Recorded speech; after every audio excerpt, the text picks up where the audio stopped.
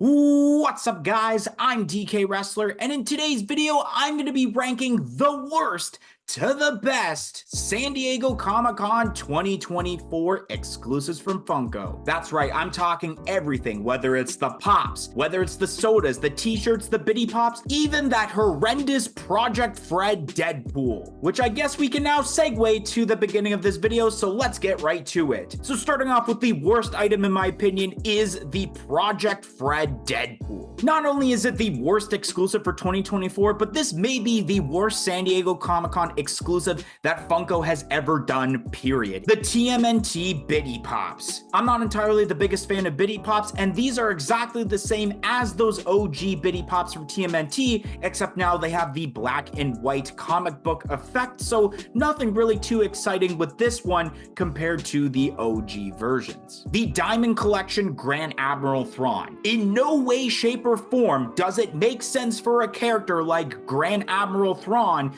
to be Diamond Collection. I don't care if this is a limited piece count or not. The Beach Attired Zero, followed by the glow-in-the-dark version. So I like the glow-in-the-dark version more than the regular one because of course it makes sense for the sake that Zero is a ghost and that it would glow white just like the movie. However, I'm not really a fan of this kind of theme with the Nightmare Before Christmas pops, and that we could have gotten a different Disney pop to fill the slot. Diggin' Frog with cereal from Honey Smacks. This is an absolute abomination for the Ad Icons lineup, and we definitely could have gotten something way better for Ad Icons than this pop. Satoru Gojo from Jujutsu Kaisen. This doesn't gravitate towards me since I've never seen Jujutsu Kaisen, plus this is like the fourth Satoru Gojo that I've seen for a convention, so it's kind of getting really boring seeing this character again. Shinobu Kocho from Demon Slayer. Although usually Comic-Con exclusives for Demon Slayer are absolute fire, this one's kind of lazy since I definitely think we've gotten better Shinobu pops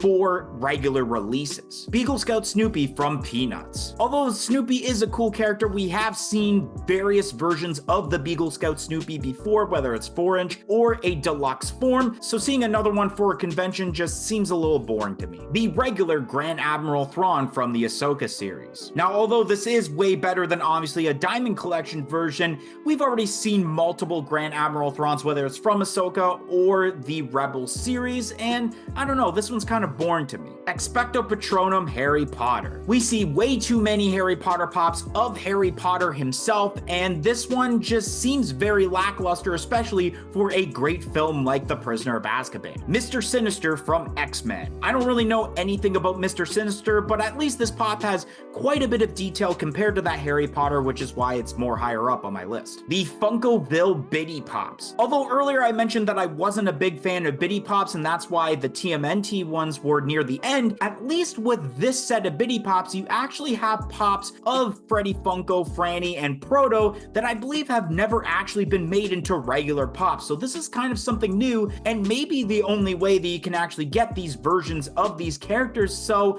that's why I kind of like these more. Vaporizing 001 from Stranger Things. Now, although I'm not the biggest fan of this pop, and we see so many 001s, at least with this, I would have a more likely chance of buying it than the set of Bitty Pops realistically. Gaara from Naruto Shippuden. Although I'm not the biggest fan of this pop, considering that we've gotten a similar pop as a Hot Topic exclusive a couple of years ago, at least there's more detail with this pop than there is with the Vaporizing 001, to where I like it better than that pop. Papa Smurf from the Smurfs. Although I don't watch the Smurfs at all, at least with Papa Smurf, I believe this is the second pop of Papa Smurf for that lineup, and on an abundance of them like 001 and especially Gaara. Protozoa from Xenon. Although I haven't really seen Xenon all that much, at least Protozoa has never been made into a Funko Pop before, unlike some of the pops I had just mentioned on this list. Darth Vader. Although Darth Vader has way too many pops in the Star Wars lineup, there's something about the design that they made with this Darth Vader that I think actually kind of looks badass, and I really enjoy about this pop. 10-inch Arceus from Pokemon. Arceus has never been made into a Funko Pop before in the Pokemon lineup, which is really awesome to see some new characters instead of the already existing 4-inch pops getting the specification changes like we've seen previous years for conventions, but this pop is a 10-inch pop, which is what makes me get away from this pop. The Funko Airways t-shirt. Now, I do enjoy the designs of the Funko t-shirts for the most part, but this falls under the category of what I dislike about the shirts when they do the small logo on the front and the big logo on the back, because if you wear a backpack, you're not going to see that massive logo on the back because the backpack is covering it. The 6-inch Bandage Baymax, both the regular version followed by the glitter version. Now, both of these are pretty cool pops, but I like the glitter one more because that effect of how it's translucent actually looks pretty nice, and I can't wait to see in some videos that I will eventually see on YouTube of how this pop looks, because I think it will look pretty sweet. The Enid and Wednesday moments from, of course, the Netflix series Wednesday. Now, this is a pretty decent moments for the fact that you don't really have much pops for Enid, but there is quite a bit of pops of Wednesday. I do like the idea of this being a convention exclusive because not a lot of these are going to be made compared to if it was, let's say, a regular exclusive or even a common. Spider-Boy for the Marvel lineup. Now, this is a fairly new Marvel character from my knowledge, so it's really good that Funko is actually acknowledging this into pop form. The Wicked Witch with Winged Monkey from Wizard of Oz. Now, although we have gotten pops of both the Wicked Witch and the Winged Monkey for the new lineup, this is a different version of the Wicked Witch with a molding, and then you have a miniatured winged monkey, so this could be a reason for you if you didn't get either of the two pops from that new set, just to get this one and you can save a little bit of money. The Fun Mart Freddy Soda followed by the Can of Corn Freddy Soda. Now, it is still awesome to see that Funko sodas are still going, and I like the idea that they are basically convention only at this point. I think my only gripe towards both of these sodas is the fact that so far from the glam shots, there are no chases. The Scented Sugar from One Piece. One Piece usually kills it with the different exclusives they've done, whether it's the regular ones or even the wanted posters. But to see a character, of course, that has never been made into pop form is always good to see, so that's why it's fairly high up on this list. Glow-in-the-Dark Lord Soth from Dungeons & Dragons. Once again, Dungeons & Dragons is another lineup that usually kills it with the Funko Pops involved with the lineup, so I'm excited to see yet another Dungeons & Dragons, even though I don't plan on getting it. Godzilla. This Godzilla is actually pretty sweet. There's obviously been quite a bit of Godzilla pops released this year, especially with the movie of Godzilla vs. Kong, New Empire, or whatever it's called, that's out.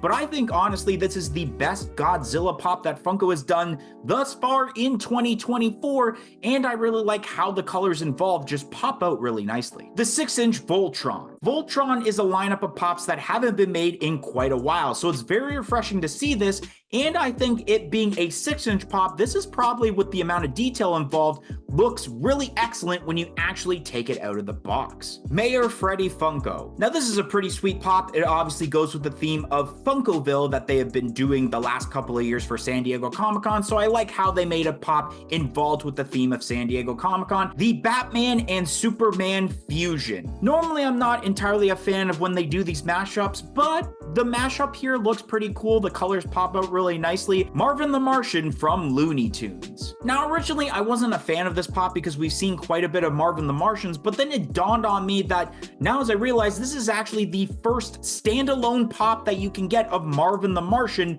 from Looney Tunes itself instead of like Duck Dodgers or even the Space Jam lineup. So I'm really excited that finally this is actually refreshing, because if you collect just straight up Looney Tunes and not the other series like I mentioned, you can finally get a Marvin the Martian in your collection. Elmo with Rocco from Sesame Street. Once again, something that's really refreshing is the fact that we haven't gotten standalone 4-inch Sesame Street pops in basically a decade. So it is awesome to see them here at San Diego Comic-Con, and I know this pop is going to sell well, and the way they pulled off the eyes on this pop is absolutely hilarious. Kermit the Frog from the Muppets. Now, it was kind of a flip-flop decision between Elmo and Kermit, but of course, I've been a huge fan of Kermit the Frog for many years, so that's why he is just one spot above Elmo. And I think the only reason that the Elmo would be above Kermit is if that pop was flocked, which it isn't, and that's another reason for Kermit to be above Elmo in my opinion. 15, Edna Mode from The Incredibles. Now this is a really awesome 2024 detail standard of this pop, since we haven't gotten a singular Edna pop since the OG pop back in 2011-2012. So if you never got that OG pop, this is now the chance to get it, and it's a little bit of an updated mold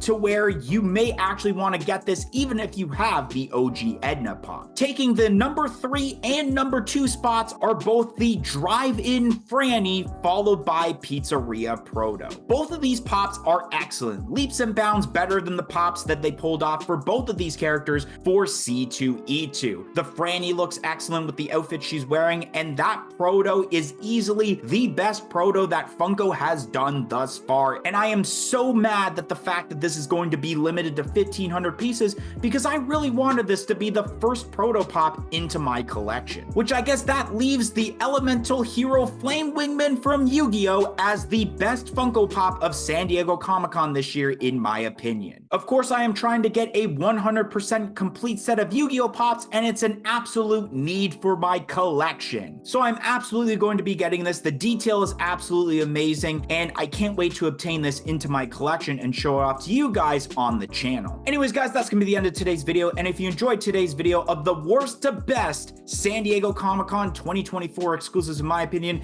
don't forget to like, comment, and subscribe. Let me know down below on what you think the best pop is for this year's San Diego Comic-Con, and I hope to see you guys on the next video on the channel. 1, 2, 3, I'm out of here.